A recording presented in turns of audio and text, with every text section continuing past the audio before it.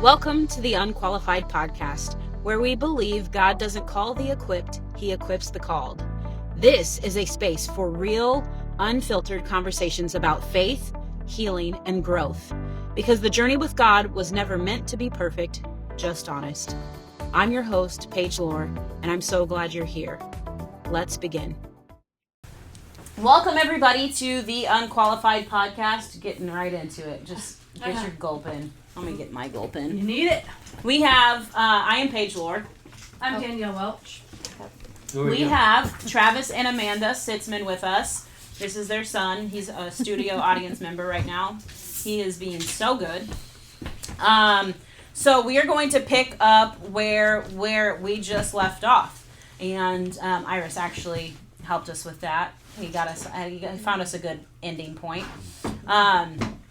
So this is what we're going to do. I just talked about marriage, and it's different. Like, I'm not, like, this wasn't a marriage episode where it's like people, follow our podcast and they're like, ooh, let's see what Paige has to say about marriage and see if I can learn a little tip. And I'm like, that's not the vibe of this. I'm challenging the way we talk about marriage and the way we teach marriage in Christian culture, because the concept is struggling and society in general, but in the church right now, there is a lot of marriages being exposed, a lot of leaders being exposed that have had struggles in their marriage.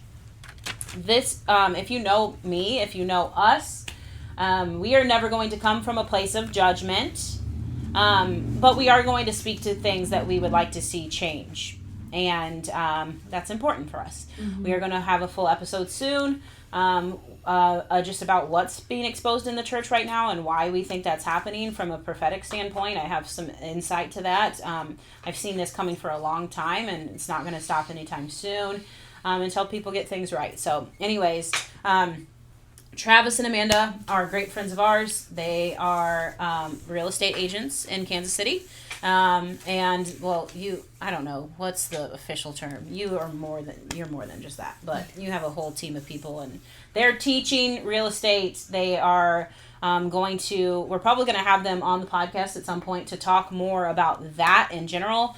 Definitely have a conversation with Amanda where it's more professionally driven conversation, what it looks like to be a woman in business, a Christian woman in business, to have ambition and drive, but also prioritize, God and family and all those things. She's just incredible. I've seen her do such a good job.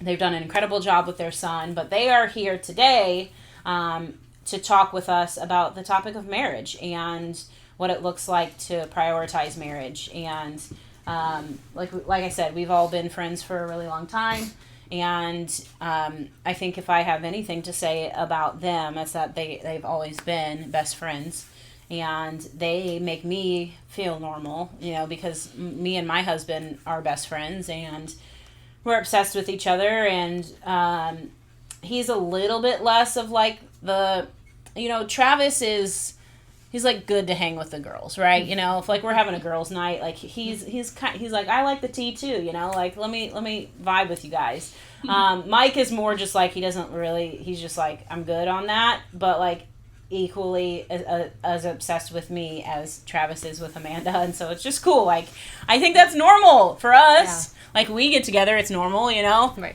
Josh is obsessed with you. Yeah. You're obsessed with him. Like, see, this is good. Yeah. This is cool. Yeah. I think this is exciting. But that doesn't mean things are perfect, and that doesn't mean there's not going to be seasons where you have to reconfigure your life and your marriage. And so, yeah, I just, they were obviously with me while I was talking about the things that I was talking about. So, let's catch up there, and then let's dive into kind of some things that we were talking about. Anybody have things that they thought? Anybody want to challenge me on anything that I said? I'm up for it. I just want to hear what Travis has to say. What does Travis have to say? So it was really cool. I was given 2 visions, and it was crazy because one of them, I mean, it's not crazy, it's God, but it's cool because like as I was finished with the first one and I was actually writing the second one, you spoke exactly to the first one. So I'll just read exactly what I put. And again, I was trying to write fast because I was trying to pay attention. There's a strong difference between someone who starts a fire in their own home that burns it down versus someone who has had to deal with their their own home catching fire from an outside source.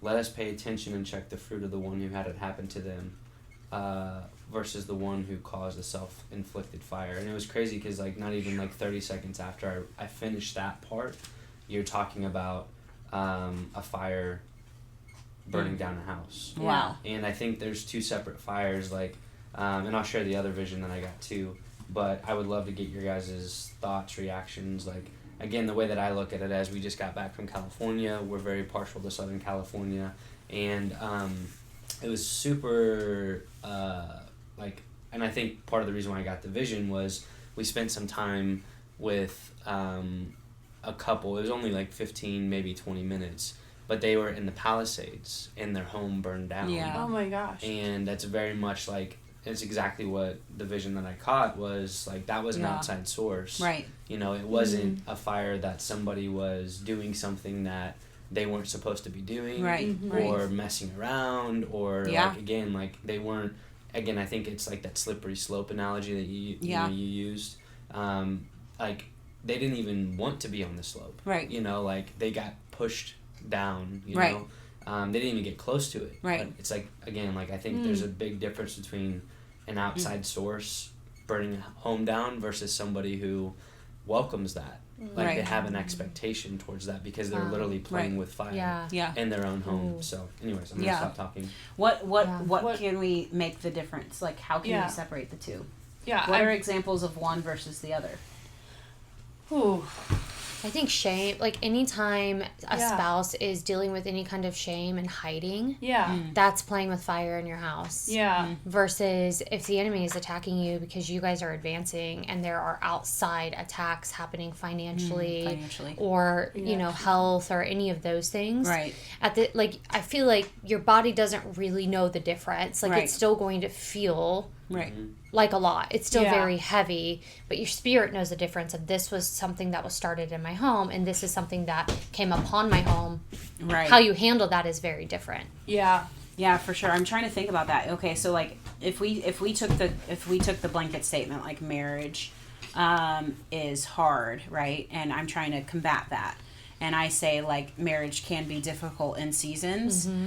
And then you could make those distinctions. Yes. Okay, so in this season it's difficult because someone started a fire in my home. Or in this season it's difficult because we're under financial attack and we're kind of butting heads because of that. Or I'm not knowing, like in a season where we're under financial attack, I'm not knowing how to support my spouse who I can tell is struggling with, you know, taking a hit to his ego, or, you know, like that type of thing. Like, okay, this season was difficult for us. And i.e. for me, it's like either there was more frictional conversations or we weren't connecting and gelling as good as we normally do, or even like we just didn't experience as much joy as we normally have. Right? Yeah. And so that is like one situation where like we're experiencing an attack. Somebody has a season of grief that they get pushed into because somebody in their family dies, or they're re-triggered on traumas for whatever reason. Like Mike has to actively help me walk through and process different seasons, especially since having children, because like I'm re-triggered about my childhood by, you know, milestones that we hit with my kids, or just different situations that happen. And so marriage in that season or in that moment is we're being challenged. It's not challenging, we're being challenged. Yeah. And refined and reformed. And that's making us, that type of challenge is growing us, infusing us versus separating us. Yeah. So that's another delineation. It's like this outside attack, this outside source starting the fire actually stands to bring us closer together. Right. And this can tear us apart. Yep. It's really good. Both, I mean, it could be the opposite, but this can be used, whereas like this, it's like it can be used, but like it really's got to stop for it to be used. Yeah. Right? Yeah. Exactly. Yeah. So that's good. I love that. That's so awesome. I mean, I just think it's something that we're not making that separation. So we're just like, well, and I think too, there are people who think that their house is caught on fire because of an outside source, because their ego is too big Mm-hmm. to admit that they were playing with fire, because it wasn't playing with fire in the way that would bring shame. It wasn't infidelity. It wasn't betrayal of this sort, but it was entertaining negative thoughts about their spouse. Mm-hmm. It was being not gelling and letting that just go on and on until it was like, now there's a huge gap and they don't feel loved anymore. And so it can be any number of those things where you hear people say, oh, it becomes like roommates. Well, that's starting a fire in your home. Yes. So I think that understanding how to not be a victim in a situation that you created is also a good way to think about the two. Yeah. I think it's also, again, talking about starting a house fire is like not being in agreement. Like I've made some mistakes by even like finances. You know, it's like, okay, if we don't have the ability to get an agreement on something, if we're going to invest in something, if we're going to do this or do that, like that is still, like the finances thing can be an outside source, but it can also be an internal thing as well. Yes. You know? Right. Again, when I think of like these like forest fires, like you think of like the Palisades, for me, the thing that comes to mind is like something really big health related. Like again, like nobody says, hey, I want cancer. Right.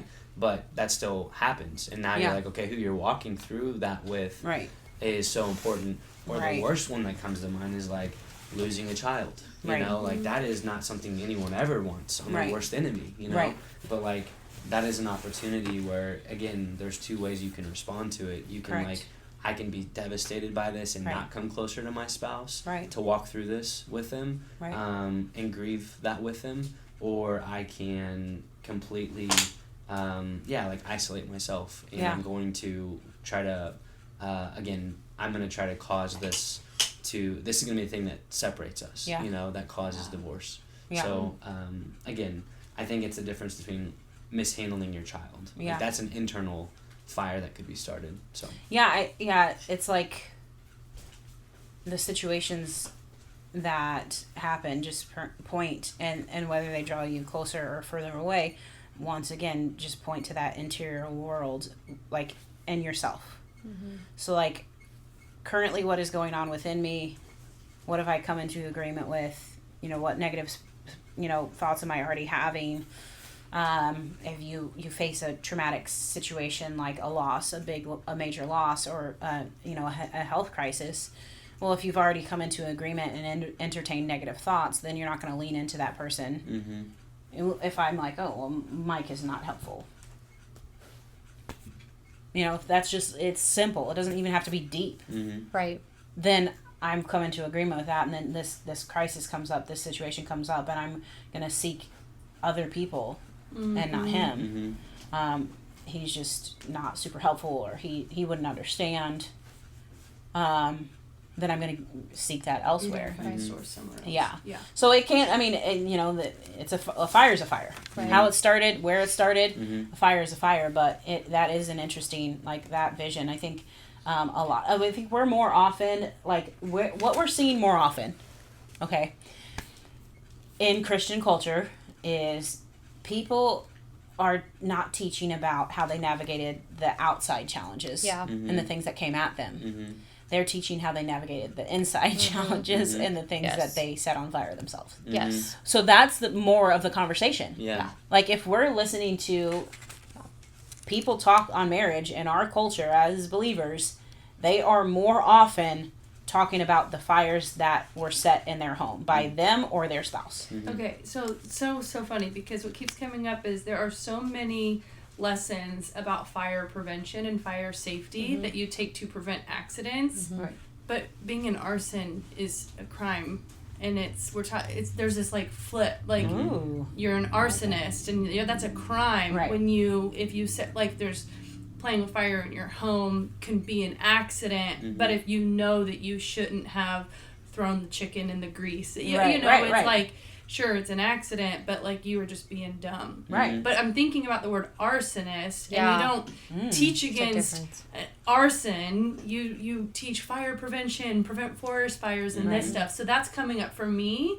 Take that and run with that, because that's like, I'm trying to see how that fits, but it feels like because fire safety and fire safety measures are for the outside fires that are exactly. or the inside fires, but that are accidental, right? Yeah. So we're teaching that like an electrical fire. So we are teaching fire safety for that, but we're never teaching it to look out for the arsonist. No, because that's just not like, hey kids, we're teaching fire safety in school today. There's some of you that like fire. Mm-hmm. So not only could there be an electrical fire, not only could there be a kitchen fire, not only could there be, we got, a storm happened and so, like, not only that, I mean, my first apartment was actually burnt down because of an electrical fire. It's funny. Lightning bolt hit. 4 apartments were connected in like front, back, right? And so in the center where there was like an electrical box, that got directly hit. And so 4 apartments were affected. The roof was open. So like our first fire was a first house, and we lost a lot of stuff in that. Actually, the worst about it is water damage, because then the fire, they come in with their big old hose and they just wet everything down. But like, okay, so like we are taught fire safety to prevent from those accidental things. We're not taught to look for the people that like to start fires. We're not taught to like ever consider that until they do, and then it's like they're in trouble. That kind of goes back to the red flags, the things that you are believing and accepting right as something that should be normal in marriage. Right. It kind of goes back to that. It's like the arsonist is like, it's a different heart. You need to watch out for them. Right. Yeah, are you marrying an arsonist? I don't know. Right. You're bringing them into your home. This isn't just about the spouse. Right. This is about your friends. This right. is about you spend time with. This is about who you're actually allowing, opening your life up to. Yeah. Like, when you have somebody in your home, like, that's supposed to be your most sacred place. Right. I don't know if you want to share on this, but literally I just thought about this. The time that, and we don't have to go here, but there was an instance where somebody left a journal that was, like, very, like, they were going through a very dark time, and there was, like, clearly there's something happening. Yeah, like we were having basically just like nightmares and like terrors and other things happening in the home. Wow. And we couldn't figure it out. It was like it was out of nowhere. And then realized that, we had picked this journal up from somebody. They left it somewhere. We had it in our home, gave it back to them. And then they disclosed that they were like really struggling with some really dark stuff and journaling about it. So we had to pray over our home. So yeah, like what you let into your home, people, things, whatever, it's all very sacred and important. But I kind of want to go back to this arsonist idea because it's the difference between the heart posture. Yeah. So, and this isn't to sound judgmental, but like the person who sets a fire to their home by throwing the chicken in the grease could be the person who didn't deal with their childhood trauma and stumbled upon something in their marriage that, it started from the inside and you started it. Yeah. But they're coming forward with repentance. And I can't believe I let it get to the point where I thought throwing chicken into the grease was a good idea. I don't know what I was thinking. Right. Versus the person who's in the closet hiding with their little matches. Right. And they don't have, and I think that is the difference, is that heart posture. Like the arsonist, like there is a big difference. And so kind of coming back to one of the things that you were, to tie this together, that you were talking about was, in Christian culture, using testimony from stage for building up hope, I think is the best way to do it. Right. Whereas the people in the congregation and in the church who have the, 20, 40, 50-year marriages that were just good, that are just good, they're going to teach, like you said, because they're coming from the overflow. Right. And that's who I want to learn from. They're coming from the overflow. Versus the people that you're using for testimony, they are building up faith and hope for those who have had internal, external, whatever fire in their life. But the difference is, and I've seen it, where, somebody gets up and they want to share a testimony of the fire that they had set or that came on their home, but they're still so rooted in shame that they're not willing to be specific. Yeah. Right. They lie about details about it. Yeah. They're not actually helping people. Right. Yeah. And so that's the arsonist. Right. Yeah. Versus the person who threw the chicken into the grease, they're going to get up and they're not going to be afraid to just say the taboo thing, the thing that people are afraid in Christian culture to say out loud, because they're no longer rooted in shame in their testimony, and that is the testimony that builds faith. 100%. I actually think one of the biggest misalignments, and I guess this would be my challenge, it's not really a challenge to what you said, it's more in agreement, but my challenge to what you said is, I actually don't even have as much of a problem with people getting up at a marriage conference and giving a testimony of like withstanding a fire. I have a problem with somebody who was an arsonist, who is not actually owning their testimony still, and they're up there and they're talking about marriage and they haven't fixed the water damage from fire. For like sure. They haven't actually admitted that they started the fire. And in their language, they're still bringing justification. Yes. This is why. This is how. Yes. Instead of just this was is what I did. Wrong. Yep. And this is what happened. Exactly. This is how. This is why. Slippery slope. Could happen to anybody. It was so easy to just fall into it. Could happen to anybody. That's what an arsonist would say. Right. Yeah. Versus the person who, like, I'm terrible in the kitchen, I'm getting better every single day, doesn't know what they're doing, and accidentally starts a grease fire because that's the person who had the trauma and maybe Christian culture or whatever put shame on them and they felt like they could never bring it up to their spouse. So and then it hit. And then, it's like, they bring it to the people when they are seeking help or trying to seek restoration. When they bring it to the people, it's like those broken pieces. Like, I cannot believe I did this. I cannot believe I did this. Yeah. And the other people are in that boat of like not fully owning the weight of it, not fully accepting the accountability of it. Yeah. And we talked about this in our narcissism, thing. I guess I was bringing up abuse, right? And I just think, it's like we don't accept abuse. If any of us knew that somebody was putting their hands on their spouse, none of us would be in agreement with that. Right. And it would be like, hey, that's a hard stop. And we would all fight for that. Right. Infidelity is the same. Because it's a slap. I said it's a slap to the face of the person that it's being done to. Mm-hmm. But instead we treat it differently, or we allow the victim to also provide justification. Mm. So there's like books that I feel like are facing some fire that are really popular in Christian culture because they bring some language to the person that's being abused, not intentionally. But when people that have been manipulated get provided resources, especially from their, narcissistic spouse or narcissistic leaders. It's like, oh, read this book. It's really, really going to help you. And in that book is language telling a woman or a man, but like, let's just say a woman, like, well, you really shouldn't nag your spouse, right? And it's like, oh, well, maybe that's why he did that. Mm. And it's like, imagine if we make it okay with infidelity. Like if a woman comes to me and says, oh, like, but I wasn't supporting him. I was nagging him. I was comparing him to other men, blah, blah, blah. And so like, like I just didn't help the situation and I made him feel this way. And then, okay, so we say all of that, but imagine if it was a person saying that to you after getting punched in the face. Right. You would be like, not okay. Yeah. Not right. Okay. Yeah. Right. Like what? Right. No, babe. We're not doing that. That's a hard line. Right. Right? But exactly.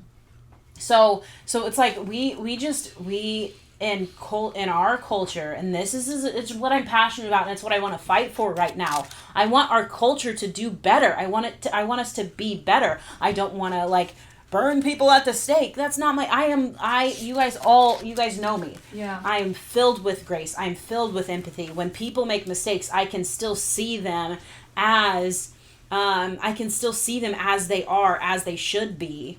But I also, because I have discernment and I ask for that to be increased and I ask for wisdom, I can see the difference between an arsonist and an accident. Mm-hmm. I can see the difference because it's in the way they're repentant. It's in the way you see them like a child and you still see them with a trophy in hand, or their future is now cloudy. And it's like, I'm like, as believers, we have that gift where we can see.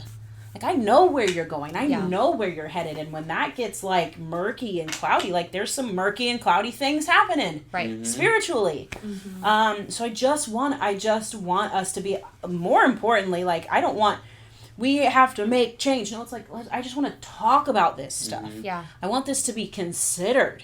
Because I want strong marriages. When I think about the foundation of my church, the House of Freedom, if there's one thing other than the most important thing, which is just the presence of God and our relationship with God, if there is one fruit that comes from that main thing, I want it to be marriages. and then i.e. and subsequently what happens is the family dynamic is really strong. Yeah. That's the number one piece of fruit that I want. Yeah. I don't want people's bank accounts growing. I don't want people's social status growing. I don't want those things above the family dynamic being strong and healthy. I want people to walk into my church and be like, either these people are super fake or they all like actually like each other. Right. Like, what is going on? What I saw the way he was looking at his wife and the way he went over and prayed over her and the way they embraced each other. Okay. Right? So I want that to be the fruit. So, okay, switching gears, we can go back to any of that or bring up any of it. The reason why I wanted, we wanted to have you guys on the podcast is just to talk about, you guys have been on a journey to like really pursue strengthening your guys' marriage. And I have witnessed it, and I think it's really cool. I think there's a lot of people that I see complain about their marriages or ask for help in their marriage, and they're not putting in the work. So if I'm sitting here and I'm saying, okay, I'm one of those people, fire or not, right? I'm just like, hey, my marriage is not where I want it to be. Or I feel like my marriage is not where I want it to be, or I feel like I need healing in my marriage. What does that look like, or what can it look like? Because once again, see, if you have any thoughts that I don't care about teaching steps, I do. I just don't think everything needs to be systematized because we are not machines. But like, if you guys have been in it, and I've seen it. I've seen you guys work and pursue and invest. Talk about what that looks like. To take it seriously, to take growth in your marriage seriously. Cover whatever you want to cover, but most importantly, like, it's time, it's commitment, it's effort, it's money, like all these things. And you guys have prioritized it. So what does that look like for you guys? And I'll ask some other questions too along the way. But yeah, I can start. Cool. So I think what's really interesting about something you said earlier in your podcast before was about I don't feel led to do anything about parenting. I'm not going to do a parenting conference. Well, something that's obviously super important to us is we do have a son, and being the best parents to him is highly important to us. Yeah. Anybody who's a parent would say the same thing. Yeah. And the best thing you can do for your kids, the best example of a great parent is the couple who has a great marriage. Yeah. So if you did nothing but focused on your marriage, you're doing both. And so I think that I like that. Yeah, and so so you think about it through that lens. As a parent, you would do anything for your child. Right. If your child was needing something like a financial investment for their life, or just for something that they wanted to do, like, you are going to move a mountain to make that happen. Yeah. You're going to do whatever it takes. And so our marriage needs to be taken even more serious, because our marriage is what is parenting. A good example of a great marriage in the home is what is parenting our children. And so, for Travis and I, when there was a moment where maybe we threw the chicken in the grease and we started a little bit of a grease fire on accident, and it was like, okay, hold on. This obviously is like, this is a change. This is something that needs tended to. Right. Nothing else mattered. Yeah. So that's number one. When it so you have to be willing to say, like, everything else is going on hold. Again, I'm going to come back to this example. If your kid needed something and the only way to get it was to fly to Japan, you're flying to Japan. That's right. Everything else is stopping in your world. Right. And so that is the seriousness that it needs to be taken with. And so, just our story and our journey, first and foremost, that's step number one. So entertaining the idea that, like, we're going to go spend time and do things that are not 100% prioritizing this. I'm sorry, if you start a grease fire in your house and you're like, but I have a meeting tonight at 7, so I'll come back to this in a minute, your house is going to burn down. Right. That's so good.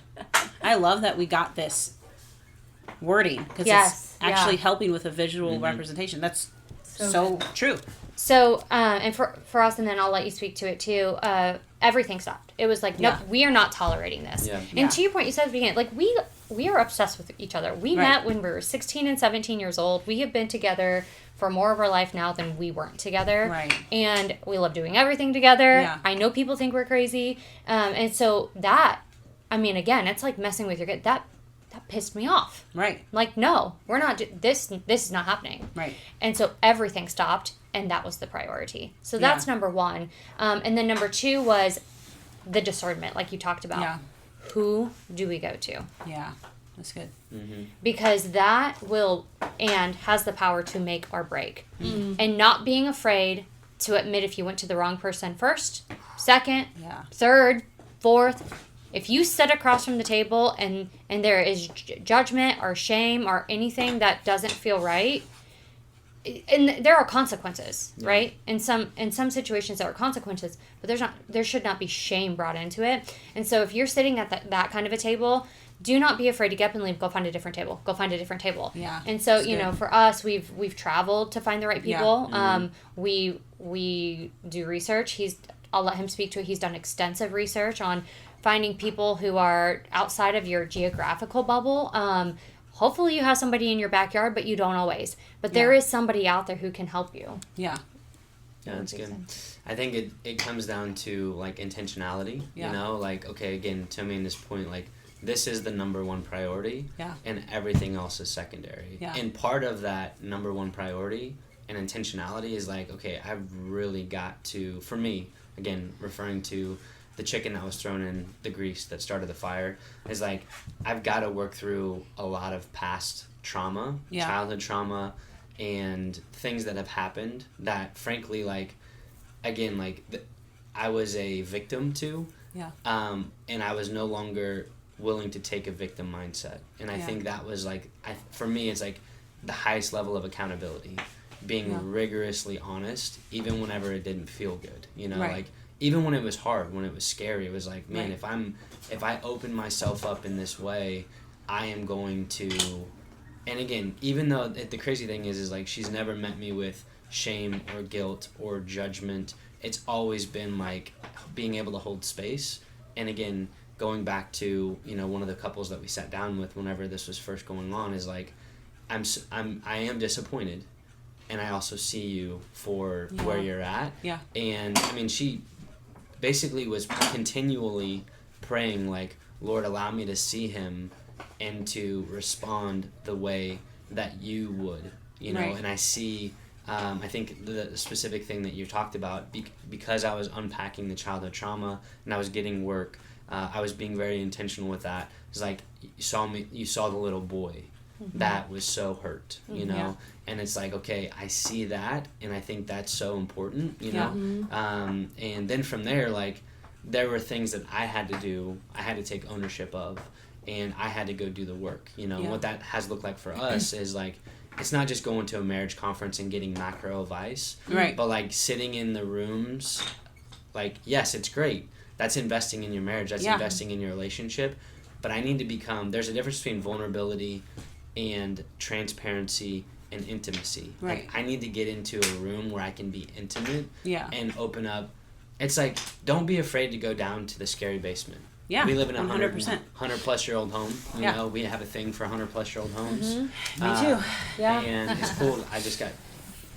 We're building a new home. It's going to be brand new construction, and that's going to be a season of new and fresh. And it's currently being built right now. Yeah. But it's like, the house that we're living in Brookside right now, whenever we bought it, had a bunch of, like, cobwebs, like, in the rafters, or not the rafters, but the joists. Right. And, like, there were spiders down there, and it was like, there was mold down there, and there was like all these things, and it's like, that's what a deferred relationship, that's what, honestly, that's what a deferred self feels like, is like, hey, you know what, I can turn on a light, and it's only going to be one light, and it's only going to emit so much, but the cool thing is like, after I get to that first light, I can see a second light right there, and I can go pull that string, and now it's like, okay, there's a little bit more light down there, and there's a little bit more light down there, and now all of a sudden I've got the entire basement lit up. And sure, it's still really scary, but there's no longer dark places of this basement. Right. And if there is, guess what? I can go get a new light by taking that next obedient step. Yeah. And that's where it's like, again, for us, it's like sitting across from somebody who not just cares about us, but is actually able of helping. Yeah. Somebody who is saying, like, you know, hey, I understand what you're going through. No, you don't. Right. Because you never walked the shoes. Even if we grew up in the same home, we have different experiences. Right, for sure. You know, so I think part of that is like, again, we flew out to California, and we sat down with a couple. We went to a marriage conference. Coming out of that, again, that was the obedient step. Yeah. Even whenever we were in a place where it's like, I don't know if we're going to make it. Yeah. That was really scary, because this is the first time that's ever felt like that. Yeah. But it's like, that's what deferred work looks like. Is like, if you don't actually do the work on yourself and you heal yourself, that's not her job. That's not God's job. That's not your guys. That's not my pastor's job. That's not my mentor's job. Like, that's my job. Right. That's one of the books that we've read that is really eye-opening is John Bevere, Driven by Eternity. Uh-huh. And one of the things that it talks about is like living out your calling. Like, whenever I take my last breath, as much as I love her and I'm obsessed with her, I don't get to bring her with me. Yeah. And even if she does go with me, she's not going to be standing next to me. Yeah. Maybe we'll go out, notebook style, where we take our last breath together. It's mano a mano. I'm meeting my maker. Right. And I have to take an account from my life. For sure. Like, okay, did you do this or did you not? So going back to the scary basement, it's like, we had to clean it. I had to clean it up. Right. I had to, get the cobwebs out. Yeah. I had to, paint the floor. I had to, again, living in a stone foundation home, like, I had to put the dry lock on to make sure the water doesn't come in from the outside. Like, there's so many proactive things, and it's like, again, the longer you defer, the more you're going to have to clean up. Yeah, I think exposing it to the light is the biggest thing. Like, you have to get light down there, and like you said. And so I think everything, the only thing you can be shameful about or ashamed of is the things you're not willing to put light to. Mm-hmm. And then it's like the second you put light to it and stop creating it like such a taboo, like weirdness about it, then that's when like that, it's just the weight of it is done. Like, the weight of it is gone. So it's like, if I, for instance, like, okay, you guys know my story, my past.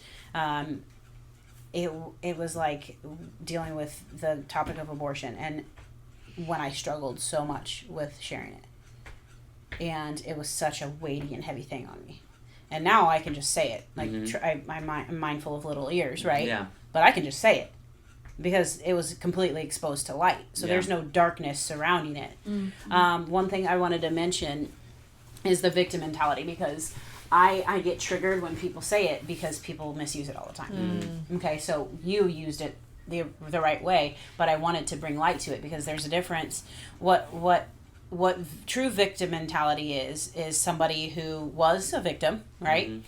But then they just go through their life being the victim. Mm. What culture right now is using as, or talking about victim mindset, we say it like, if you talk about your trauma, you're having a victim mindset. Mm. If you are taking too much time, I need a mental health break so that I can focus and so I can heal. And if you're not still a machine and still producing, then you have a victim mindset. Mm. Or if you become educated and you start pointing out the things that other people are doing that are triggering you, you're such a victim. It's like, no. Me being in a victim mindset, I would be triggering you. Mm-hmm. I would be hurting you. I would be walking around like this world owes me something because I was hurt once or my whole life, and so that's my story. Yeah. That's my story, and I'm sticking to it. The people that actually get out of a victim mindset are the ones who are willing to name and address the fact that they were a victim and work through it. Yeah, it's so good. So it's like you got to this place where you had a victim mindset, and then something happened, which is you hit a crossroads, and then the second you start looking back, you start taking ownership, not for what happened to you, but for who you are now because of what happened to you. Yeah. Then you're able to look back and say, well, what happened to me is actually a big deal. Yeah. So I should probably work through it. Right. Address it. Right. Put some light on it. Right. Because it's causing issues today. So we just get it twisted in society. People talk about, I hear people say, oh, the person has a victim mindset. I'm like, oh, I don't think you know what that means. Mm-hmm. No. Or I don't think you know, I don't think you get it. Yeah. It's not a victim mindset to do healing work. Right. Why do you think the church is so afraid of this? I think that it's hard, and I don't know. That's a really good question. I don't know if I know the answer to that. I think that it's hard to admit if you are not capable of helping somebody get through something. Yeah, that's good. And so it's a lot easier to meet them with the tools, the systems, and the processes that you do know. Right. Just to keep the machine going, keep the thing going, keep the people moving. One of the things that I really appreciate, one of the times that we did go, he said, marriage conference, it's macro, right? Right. The head pastor afterwards, after he's off stage, we have a conversation, here's what's going on. He didn't say, let me be your end all be all. Right. He said, here are some people in my church that are amazing. Yeah. That know how to actually help you through this. Yeah. I think that when somebody feels the need to be somebody's end all be all, yeah, but they don't actually have the skill set, the knowledge, the language to guide them through it, naturally, whether they realize it or not, and I think a lot of times they do, sometimes people do this out of subconscious. Yeah. They will answer in whatever way best fits whatever they're trying to accomplish. So is that keeping people in the church looking good? Right. Is that agenda? Whatever that again, it could be subconscious. My agenda is to make sure that we all look like we have amazing marriages versus that we all have amazing marriages. Right. And so for him to say, go talk to this person, and if they cannot help you, I have 2 other people I can recommend you to versus let's get together. Let me help you. Can I speak to that? So I think a lot of times there's like this immediate, like, well, I think of somebody that's really close to me that there was like this immediate healing, and it was like, okay, it took this one encounter with God and I was completely fine. And then I think people believe that, and then if they don't have that, there's this expectation of like, well, it's just not supposed to be for me. Yeah. But I'm like, okay, I actually am more impressed personally because I've walked it now. It wasn't like a one thing that completely changed my life. Right. It was a revealing, bringing it to the light. Unfortunately, it wasn't me bringing it to light for her. It was her bringing it to light to me. Right. Praise God. Because of that, it was like, okay, this is actually going to be a healing that's going to take some time. Right. And because, unfortunately, maybe pastors, to Amanda's point, are not equipped, or the church is not equipped to handle, like, hey, let me walk this out with you. Right. And that's what it was for us, or that's what it was for me personally. It was like, again, like, I had to go personally, again, dealing with lust, dealing with pornography, dealing with all of these things that I was coping with. Here's what addiction is, and again, I think there's a lot of people that are addicted. They just are not willing to admit it. Right. It could be addicted to self. It could be addicted to, the most obvious one is like addicted to alcohol. Like, okay, if you're getting hammered every night to literally just cope with whatever, addiction is you're trying to escape something. Right. To be saved by something. Right. Yeah. But here's the challenge: is most people that what their coping mechanism is, it's not only short-sighted, but the thing that's what they're trying to get saved by. Right. And that's not okay, because that's not going to create a permanent, even if it's a temporary thing, that's not a permanent solution. So for me, there was like 4 or 5 very specific things that happened that finally gave me the freedom that I wanted, where it was like I was so desperate where I just wanted God to just take it from me. Right. But it was like, that didn't work for 30 some years. Right. Like, no, okay, you're going to actually have to address this. Right. Or your marriage is literally going to fail. Right. And if you don't want to be with your wife anymore, you can choose this route. However, if you're willing to stay present and do the hard thing, I used to say, as I look at, our 4.5-year-old, like, I used to say, having a kid is the hardest thing that you'll ever do because it's so revealing. And I actually don't agree with that statement anymore. Yeah. It's actually, are you willing to do the hard thing of healing yourself, your childhood self, of the things? And it doesn't necessarily have to be the sexual abuse that it was for me, It doesn't have to be the verbal abuse, the physical abuse. It could literally be neglect. It could be abandonment. It could be a lot of these not as obvious things that you're not willing to go back and do. But it's like, I had to see a therapist every week. Yeah. Because I was willing to be intentional with it. Right. That was a huge commitment financially. Right. I also had to go to a group, where like, hey, if I'm willing to say that I'm a sex addict, there's groups out there that literally meet every single week. Right. And hey, if you're not able to get over this pornography thing, this lust thing, like, there's groups out there that if you seek and you will find. Like, there are, again, it's more secular, but there's also like some good foundational stuff. Yeah. And there's been not just couples that we've sat down with and unpacked this with, but it's like going to those groups on a weekly basis, you know, going to therapy on a weekly basis, working through some EMDR stuff. I don't know if you guys are familiar with it, but like going through that EMDR treatment, the story work, you know, the root sessions that you do with people are so valuable because, again, it's like going back and again, it takes you out of the victim mindset. Yeah. And it's like, no, I'm willing to take ownership and the highest accountability of this. And I'm willing to be rigorously honest, even if it's hard. Yeah. And even if there's potential consequence on the other side. So when you were talking about the one and done, like the like what's interesting to me is people like, and then you move right into addiction. It's so funny because even if it's like, okay, I got prayer, right? And boom, it was done. They don't realize that actually what they followed up with, because God's a God of follow-up. He's going to follow up. Correct. Okay. What they followed up with was behavioral modification and religious performance. And they got addicted to it. So they got addicted to being straight arrow. I don't listen to that kind of stuff. I don't watch those things. I don't entertain that. Right? So they got addicted to behavioral modification. And then followed up with that was the spiritual and religious performance. Yeah. So then they got access to environments where it was, you know, the hoot and the hollering of, I had prayer, wham, bam, thank you, ma'am. Yeah. And so then they're trying to perform that. Yep. And then if you don't quickly have a release, then that's challenging their results. Yes. Right? So you're challenging their results of, hey, like, I got release like that, instantly from that. You should too. That's challenging my results.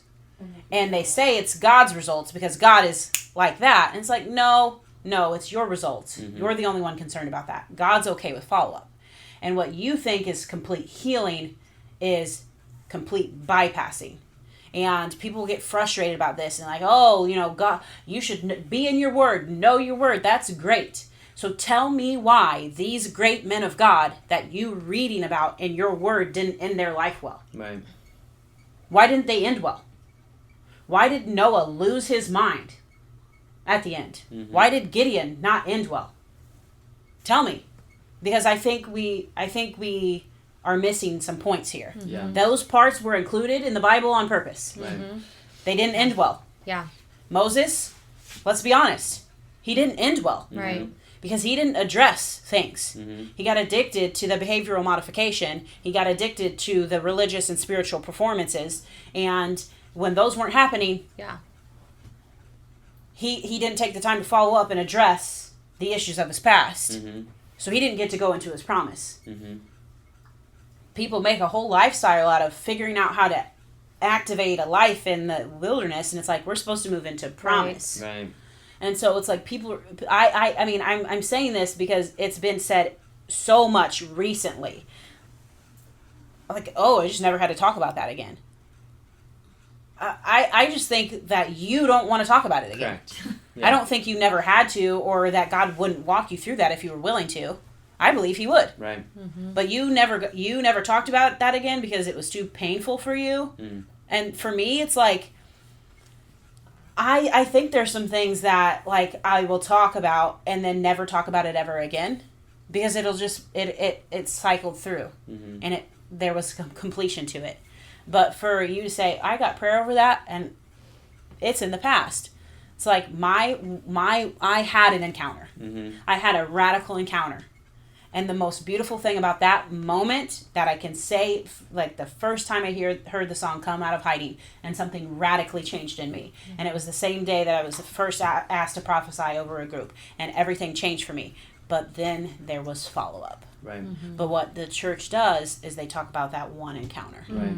I got curious about the follow-up process. Because I'm like, well, I'm sorry. Not just like, that was amazing, it was a miracle. I'm like, I'm curious as to why you were so comfortable with me doing that, given that, all of my junk. And he's like, well, let's explore that together because I need to reveal to you that you're taking ownership of things that you don't need to take ownership of. Yeah.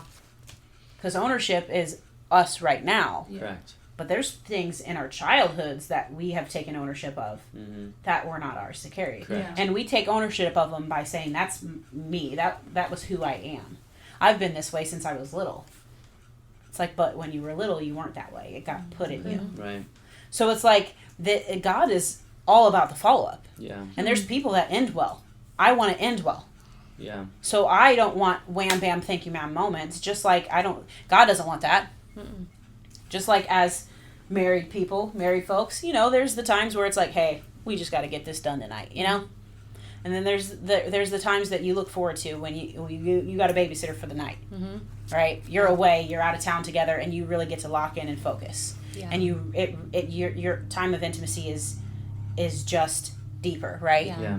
Our pastor talks about it's fast food versus a 5-course meal. Yes, we've talked about that before. Yes, you can't live on fast food, but you also can't expect a 5-course meal every time. But we expect God to be that. Yeah. Wham bam, thank you, ma'am. I got prayer for that. I'm good. Oh, okay. You don't think God wants to go deeper than that? Correct. Right. Oh, your anger. You got prayer over anger, right? Like if I got prayer for anger, and I was like, whew, that anger came right off of me. You don't think he wants to talk about why potentially it was ever there? Right. And then what you said about like children revealing things, it's only for those with eyes to see. Yeah. Correct. Most people don't. So it's not revealing for most people. Right. It's our experience because we have the eyes to see that. Right. So those were just some follow-up things. I thought those were key points that were so good and I wanted to hit on. Yeah, I love that. And how selfish is it that you don't want to talk about it? Right. Because it's like if there's somebody, even if it's one out of a million, right? Like, how important is it that God cares about that one person? 100%. I think it's selfish. And secondly, it's like I've actually found a lot of healing the more that I talk about it. Yeah. And again, I think there's a difference between transparency and intimacy. Right. I'm not getting into an intimate conversation with somebody that I should only be transparent with. Right. For sure. I can have a transparent moment, and also like the more I heal, the more that I'm willing to open up and talk through it, the more that it's healing for me. Yeah. Yeah. It's good. I feel like I had a question. He wanted to share the other vision he had. Oh, yeah. Let's do that. Yeah. And again, I feel like it fits. We can keep talking, and I'll never get to this, and I'm okay with that. But I think the difference is the canyon. So when I think about the healing, when I think about going back to the house, there's going to be gap moments. Mm-hmm. There's going to be moments where there's a crack, and I think that's where the conviction is so important. And the analogy that came to me, the vision, whenever you were sharing on the first, episode, it says, I'll just read it to you and then I'll kind of explain. The canyon is now needing a rope swing to get across. So when you think of a canyon, you've got this massive chasm. You're going down, down, down, down, down in order to project up, right? The more time deferred, again, the more time that you don't deal with these things, the inner healing, the story work, the larger the canyon's going to be, the bigger the gap's going to be, right? So the bigger the drop you're going to experience to get to the other side. If you are proactive, then it's not a canyon. It is simply a gap that can be stepped over. That's where that instant conviction is going to come from. Yeah, right. You don't need a rope swing. You won't have to drop down in order to close the gap. So and then as I was writing that, I was asking myself, or God revealed, well, what about a bridge? And here's, I think, I wonder, and I'm really curious to know your guys' thoughts. I wonder if a bridge is actually confessing your sin to your spouse out loud. There's still a canyon that you need to cross, but it's not a rope swing that's as dangerous and doesn't have a tremendous liability. Don't let it become a canyon. Right. So I think there's almost, how I interpret that and how I was interpreting it is there's three things. The best case scenario is there's a crack that you can just step over. Right. But as things get deferred, as you're not willing to deal with the childhood stuff or the trauma or just unpacking anything, you now starting to create resentment, that's where that gap widens. And now there's this rope swing that's incredibly dangerous. Right. One mistake, and I think the rope swing is being revealed without you confessing first. Oh, yeah. And that's I think good. the bridge... You got found out. I think the bridge is going and saying like, I am so sorry. Right. Like, please forgive me. Right. This is what I'm dealing with. Right. And now it's like we are actually building a bridge together with God. Right. Like, I don't need a rope swing because you're not coming to me revealing me. Like, I'm coming to you saying like, I'm so sorry. And I think most people, if they're being honest, they've got canyons. Yeah. And they're just wanting, and again, this is just my opinion on things. Even if there's a canyon and God brings it, you have that instant moment. Right. You still need to go confess it. You still need to go create a bridge moment, even if the Lord has taken that desire from you. Right. For me, it was lust and pornography. Even if it's been taken, hey, I'm still going to repent to her because she's my person. Right. Because I want a bridge. Yeah. I don't want, and here's the thing about a rope swing too. It's, if you don't jump out on the other side as you're going up, that's where that maintenance on the back end, it's like you're actually supposed to let go and then you're supposed to get across to the promised land. Right. But there's still going to be a journey, right? But the worst thing that can do is like the highest the point you're ever going to come is whenever you first jump. Well, what happens if you don't? Right. Then you're like this, and it gets shorter and shorter and shorter. And I'm not saying God can't take you from this moment if that's where you're at. Right. But the likelihood of you surviving that is, your percentage chances go down pretty significantly. So good. I'm going to stop talking. Well, and then, so like I just, once again, to go off of that analogy and that mindset, like, and the only reason I think the bridge is going and confessing and repenting, but I also think a bridge is just healthy and continuous communication. Yeah. Right? And so, like, if you build a culture in your marriage of honest, open communication, then it doesn't feel so significant. Right? It's like, this is uncomfortable for sure, but I've crossed this bridge before, and we've discussed uncomfortable things before. Right. So for me and Mike, it's like, man, this situation, ooh, like, gosh, dang, I kept, it was like, early on in our marriage, like that lust stuff was coming up, and it's like, because I was so vulnerable and so honest with him about all these things that, are taboo, and people are like, just leave that in the past. Don't look back. You're not going there. But because I had already discussed so many uncomfortable things with Mike, those things weren't as uncomfortable. Mm-hmm. So many people, they haven't ever discussed these uncomfortable things with their spouse. Right. So that's another reason. It feels so daunting to get from one side to the other because, that big, deep, gaping hole is there because of everything from your past and everything that you've done up until, in your marriage, all of that. But it's also like, then there's no bridge because you've never talked about any of it either. So it got even deeper and deeper and wider because you never brought that piece of yourself to the table. Right. And when you don't, like, then it's like, not only am I struggling like this, we've also never even talked about this stuff. Correct. So that's why these people are having to get to the point of being found out, because they never exposed that part of themselves to begin with. Right. So it's going to be a double shock. Yeah. I would have never imagined or known. That would have never been Mike's response because I told him who I was from the beginning. Right.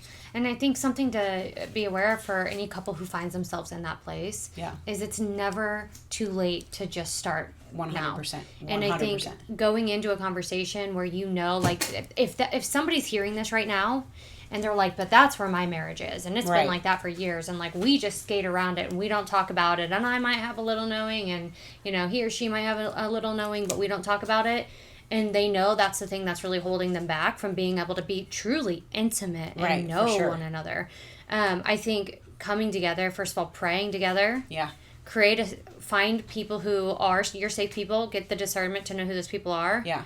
Go into a conversation where it's going to be 100% honesty, 100% forgiveness. Yeah. And I'm not weaponizing forgiveness in that statement. For sure. Because there might be things that are going to be hard in a conversation like that. Right. Forgiving isn't forgetting. Forgiving isn't no consequences. Right. Mm-hmm. But going into a conversation where your spouse knows that you have that level of grace, no matter what they're going to say, is going to allow them to be able to say whatever thing so that you don't have to be found out. Yeah, for sure. Either way, you're asking for forgiveness. Yeah. Right. Can I speak on that? Only because we're coming fresh off the marriage conference, and if I'm going to her and I'm saying like, please forgive me, it's not up to me to put an expectation on her. Right. She is now in the driver's seat. Yeah. I'm not even in the passenger seat. Like, yeah. I'm not even in the vehicle. Hey, I know that you need to take a drive. I'm going to be right here. I'm not going anywhere. But if you're willing to let me back in the vehicle, then I'm going to be right here. And that's up to your discretion. Yeah. So let's just, again, like, let's just use the sex thing. Like, lust and pornography, if I'm coming or it's being revealed, whether it was from her or from me or however it's revealed. Yeah. It's the 24, 48, I mean, again, like that thing, like, no, it's up to her discretion. Right. Like, at this point, you get to control everything, and there's no expectation that I get to determine any of those factors. So there's no longer, like, hey, you take as long as you need, you know, and whenever you want to have this conversation, let's have a conversation first. Because now we need to put some guardrails up. The guardrails should have been there anyways, right? But if the guardrails are not there, like, we need to talk through this to make sure that I am a safe person and that there is a proactive approach rather than a reactive approach. Yeah. If this comes up again, it's going to suck. But let's talk through it. It's like, just talk through the hard stuff. Yeah. And that's where most people, they're just not willing to sit in hard moments. Yep. Yeah. They're going to react and they're going to leave. They're going to react and they're going to come out of anger. Yeah. They're saying it's passion when it's really, it's like, no, that's rooted in like anger, you know? So, I don't know. Yeah. No, it's good. I mean, there's so much to learn about, and this is like, okay, we're coming from the perspective of a spouse. Like, everything that you just said is from the perspective of a spouse, but also it works for relationships too. Like, that forgiveness, not weaponizing it, right? But it doesn't mean no consequences. It doesn't mean that there's not guardrails that are going to go up. Like, asking for forgiveness doesn't mean that person has to reply that they owe you something. Right. And it's just being able to challenge those mindsets that are within us. Like, if somebody has that mindset, once again, it's something interior that they're dealing with and probably has been long lasting. Like, it's probably from their childhood. Like, it all goes back to that. And it's not just in marriage, it's in all of the relationships. Right. Yeah. So for it to be, for these deeper things, these deeper topics, these deeper conversations, not to be discussed in the church or promoted by the church, I just think is a mistake. I also think when the church doesn't talk more about it, they're now creating shame around it. Right. So when your church isn't willing to talk about the fact that the percentage of people in the church that are struggling with pornography addiction is out of control. Right. That, like, these taboo things that the church isn't hitting head on, the church is willing to, talk about, hey, if you're being abused, like, they're going to come in and do it. So if somebody had that in their marriage, like, they would be more willing to speak up. Right.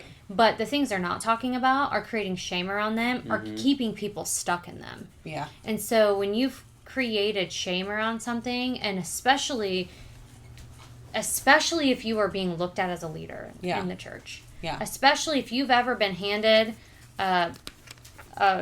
an offering plate to pass around, a badge to usher, like, if you've ever been handed a microphone, anything in the church, anything, and then either you are currently or later you start struggling with something, that the church is thinking is taboo and they're not willing to talk about, the last thing you're going to want to do is bring it to light because you feel shame. Well, I'm a leader, I shouldn't have been dealing with this. People are going to think this. The church is going to think this. Right. Literally, that is the opposite of what we should be teaching people. Right. The church should be the first place you go. 100%. It's the place for the broken. It's the place for the wounded. It's the place. It's our hospital. It's our sanctuary, the place we worship, but it's also the place where we get healing.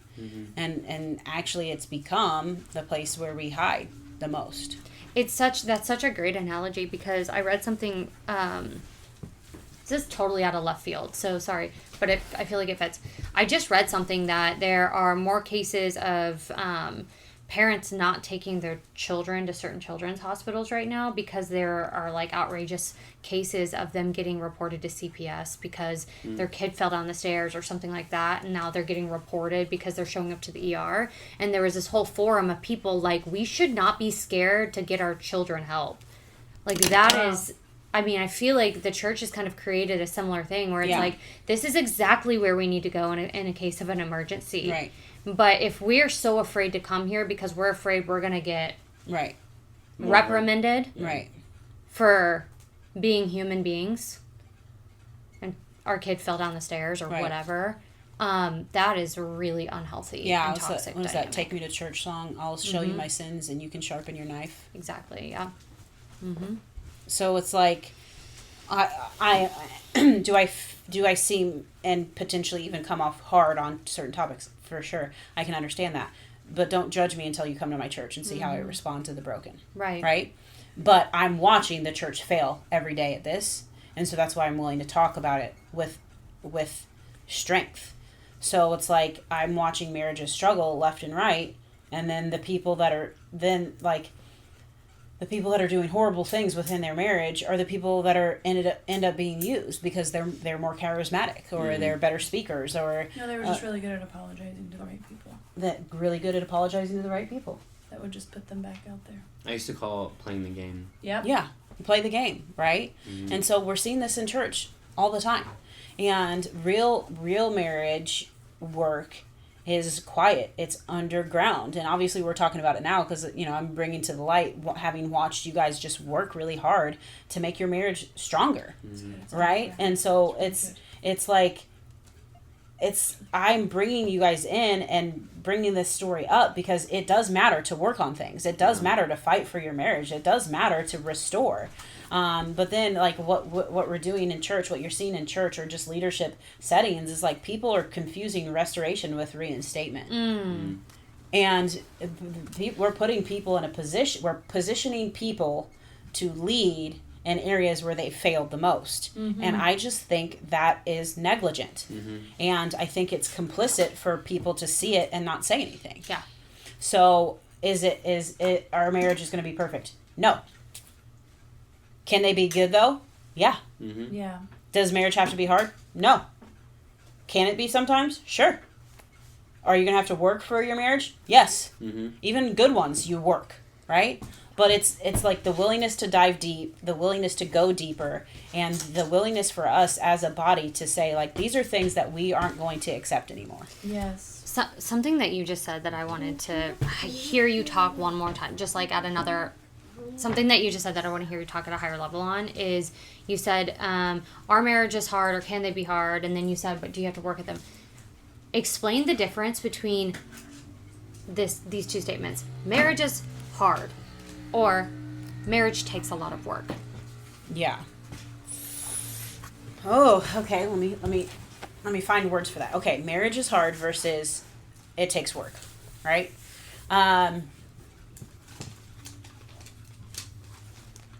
Okay, this is easy for me. Writing a book for me is not hard because it was gifted to me by God. Does it take work? Absolutely. A lot of work. I have to sit down, I have to write a lot, then I have to read a lot, then I have to edit a lot, then I have to rework a lot, then I have to reframe a lot, then I have to repurpose a lot. And then I get to a product that I feel is like it's finished, and then I read again and it can be better. Then I read it again and it can be better. So does that make sense? Yeah. So my marriage is a gift from God. It's going to take work. I'm going to work on it. But it's a gift from God. If your marriage is just flat out hard, it may not be a gift. Mm. That's okay, so good. So that's where my mind went. That's where the Holy Spirit just took me. So for me, it's like that's like saying, like, there's people that are like, I think I want to write a book, and they have to tell their story, right? And it's hard for them because writing is not their gift. Mm. But they need to get their story out, and then they get their story out, and it's an incredible product. They're like, I'm never going to do that again. That was really, really hard because it wasn't their gift. Yeah. Mm. That's not how I feel about writing because it's a gift of mine. Yeah, that's so good. So I don't want to say that if your marriage is hard, that it's not a gift from God. That means God's grace needs to be invited into that situation. Yeah. I'm a firm believer of you could marry anybody And if you actually pursue God and invite God into that relationship, and so does the other person, he can make it like that is the person made for you. Yeah. I believe that. I believe that fully. But if, like, a lot of people aren't inviting the Lord into their situations at that level. Yeah. So does that make sense? Yeah. Yeah, I love that. Thank you for sharing that. I that's exactly what I wanted to hear your perspective on it, because I think people are using the wrong language. Yeah. They're saying marriage is hard when they mean marriage takes work. Right. Or Right. people who feel that their marriage is hard are unwilling to do the work. No, you're not. Right. So Right. Okay. You gotta be. you're not. And there's other angles to look at it. That's just what came to my spirit, so that's obviously what needed to be said. Yeah. Yeah. No, I love that. I love Yeah. that, because it's like the person who feels that they need to get their story out there, so they write a book and they're like, I'm never doing that again because that was hard. You teed that up by saying they have to work and work and work Right. and work. Right. So in order to get through something that is hard, you have to do the work. Right. And so I think, and then there's some areas where there's just that grace because that's your calling and that's your gifting. Yeah. And just because it's a gift doesn't mean it's not going to take work. Right. It's just, it feels different. It doesn't feel hard. It feels easy. It feels like work and it feels like effort. It doesn't feel hard. Yeah. So, okay. Anything else that we want to wrap up with? I think the main themes is I'm wanting to challenge the way we are seeing and talking about marriage in our body, in the body of Christ. I want to challenge people, and that's why I wanted, I appreciate you guys sharing and being vulnerable. Like the money you spent, the travel that you invested in, just to seek out the right people, because you guys wanted to be strong, because you guys wanted this to last, because you wanted to end well. Yeah. And just a lot of people just unwilling to do that. Yeah. So making it normal to prioritize your marriage and pursue it. And I love what you said is like, once it was on fire or we saw the fire, everything else didn't matter. Nothing else mattered. Yeah, number one priority. It was the number one priority, and it was like, we've got to get this handled. Mm-hmm. Where so many people are just like, it can wait. Mm. It can wait. Or No, we'll it can't. tackle it in bits Right. and pieces Right. as time goes on. No. You're not. No. Right. And so being able to prioritize that and know, like, if this is a Christian life that we're trying to lead, and then be able to show other people what that looks like, spread the gospel. And so our example is leading our Christian lives, not leading people, just leading our lives. Right. Then we have to show them what it looks like to hit fires and do the work. Yeah. And we also have to be able to say, like, by the grace of God, like, it doesn't have to be that way either. Right. Like, you can, like, I believe you guys can hit a patch where it's like the rest of your life is the best of your life, and you never have to go back to that place again. Yeah. Right. Right? Yeah. Like, I believe that. because you learn how you set a fire once, and it takes one time to learn that lesson, right? So anyways, I hope that makes sense. This was not like just for my listeners. This wasn't hey, we're going to sit down and we're going to give you marriage advice in these podcasts. This is challenging the way we're thinking as believers when it comes to the topic of marriage. Because I don't want to fail people, and I don't want to build up improper expectations anymore. I don't want people to be... Especially our children, man. I think our about, children, I think yeah. about this is like, I know this is for our peers. Yeah. And people, we may be in positions to lead, but I just keep thinking so much about how important this is for our children. Right.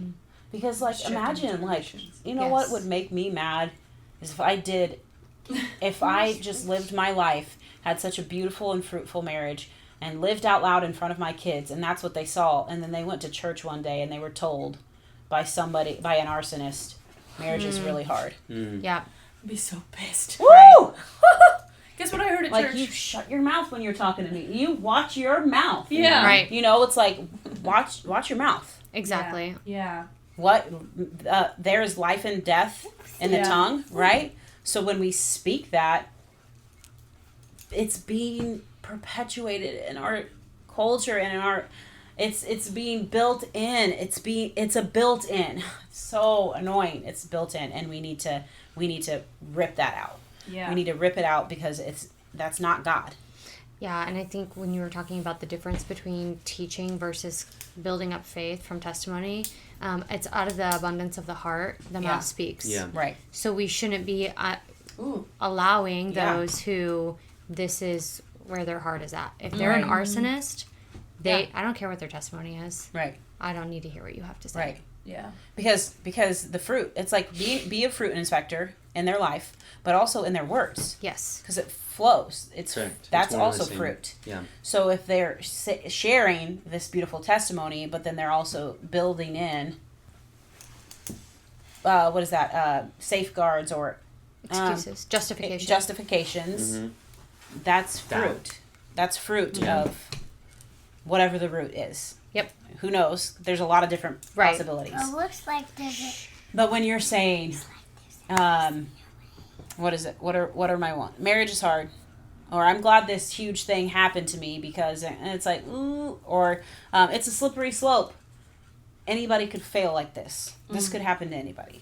So there's fruit in the language, and we just need to be paying attention to that. So good. Yeah. Last thing I'll say is it's so worth it. Yeah. You know, as hard as it has been, it's been so fruitful. Yeah. This last year, I mean, we started 2025, like, it was not good. You Yeah. know, like, it was really, really, really bad. Like, asking, are we going to make it? Yeah. Am I going to have, you know, her in my life still the way that I want to, you know? Yeah. And ending 2025, it was a complete, you know, just transformation, you know? But the beautiful thing is we're at the hardest part right now than we'll ever be. From this point forward, Yeah, I agree. We've already dealt with the hard because we've walked through the fire. Yeah. And now, like, there might be some things that we have to walk through together. Right. And, again, it's just, it's the fruit, for sure. It's like play. Come on, play. Multitask. Come Come on. on, Dad. Yeah. So it's so worth it. And there's been so much fruit that's come from it. Yeah. So I'm really thankful that we're in now this season. Yeah. I'm not grateful for what we've gone through. Right. But I am grateful for right now. Yeah, you're grateful for where you're at and the depth of what you've learned, which is there's a lot of work here. Mm-hmm. Yeah. And that you're gets not glad it happened. Right. No. But then you get addicted to it. You get addicted to the work. I'm so glad I got exposed to this work. Right. Yeah. Yeah. That's good. That's true. Like, I'm not so happy this situation happened in my life or I did this, but I'm glad I know how to do the work now. Yeah. Right. Yeah. You know? So, all right. Well, if you guys have any thoughts, especially when it comes to marriage, maybe we will I'll have Mike come in and we will do a marriage advice podcast. That's not what this was. I hope that's not what you were expecting, but tell us what you think. We just want to hear from you guys. What are some things that need to be addressed when it comes to marriage in the culture and in the church? If you've had experiences like this, or you've also been the person sitting in the crowd like, I don't feel like that's true. We want to hear from you. We want to connect with you. If you relate to this content, follow along with us. Follow us along. Come with us. Join us. Join us. We love you. God bless you. Bye. And God bless America. God bless.